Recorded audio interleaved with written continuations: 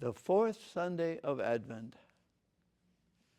Last Sunday we had joyful Gaudete Sunday.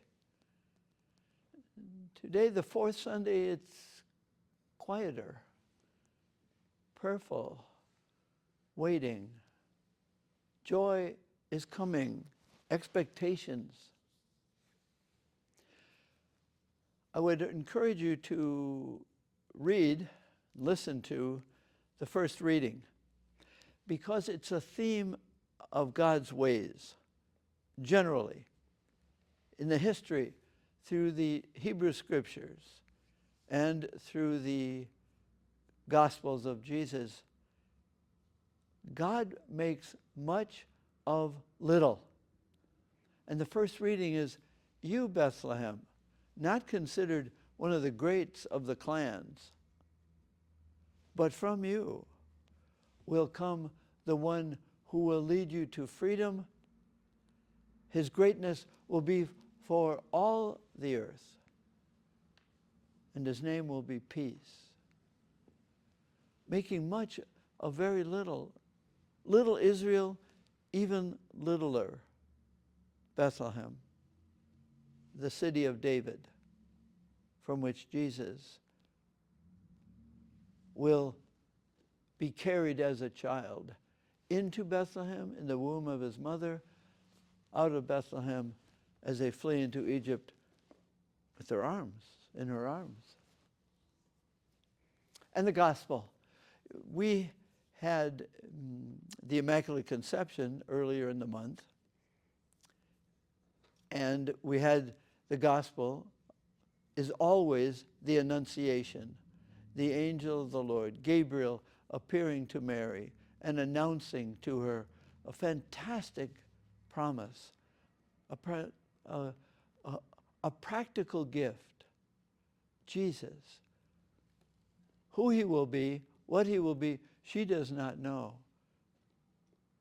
But he tells her he will be great. She doesn't know the future. Today's gospel is the extension of the Annunciation. What does she do? This little girl in a little town, a town not thought well of in, say, the larger towns of Capernaum and Jerusalem itself, making much of little. It's a theme of God's ways. And the gospel is exciting in a way. She takes off. Why? Well, she has been told that Elizabeth, her kinswoman, is in her 6th month with a pregnancy. And she is too old to be pregnant. But she is, a promise, making much of little. So she goes. It's called the visitation and the encounter. It's a journey, it's a visiting, it's a staying. She stayed there till Elizabeth's child is born. And that's quite an exciting event because, as you will hear in the gospel and read in the gospel, the child in her womb not just made a move like babies do in mothers' wombs, but jumped, leapt for joy. Much of little. I have pondered along the journey, say when Mary goes into the hillside, so she's going, did she stop and look around at the little town of Nazareth? And she might, at least in her soul, in her memory, say, what was that all about? Did she doubt? She kept walking. She kept going. She lived whatever her interior, mental, psychological, emotional responses were. She made a statement, let it be done.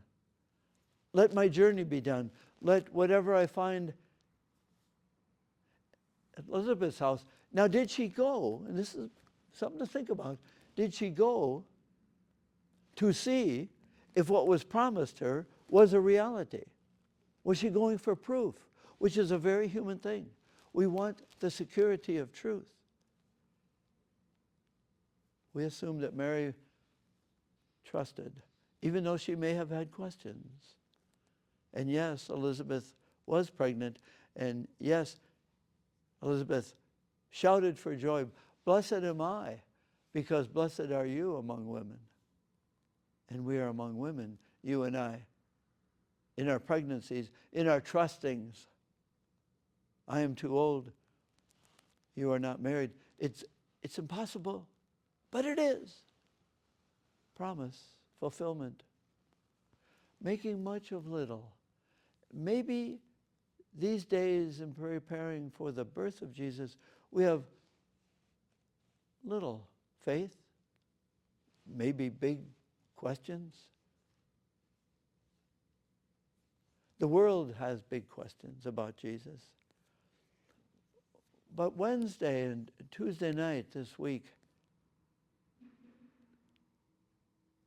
the world will have to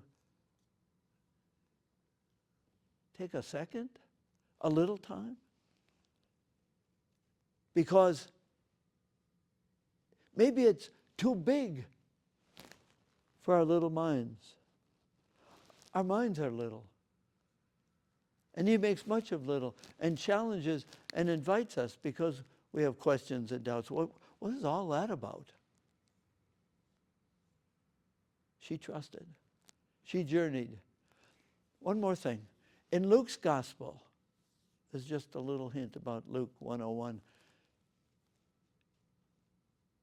And it's the very first thing in Luke's gospel. When there's an encounter with God, it immediately becomes transformable, transmittable, mission, journey, visitation.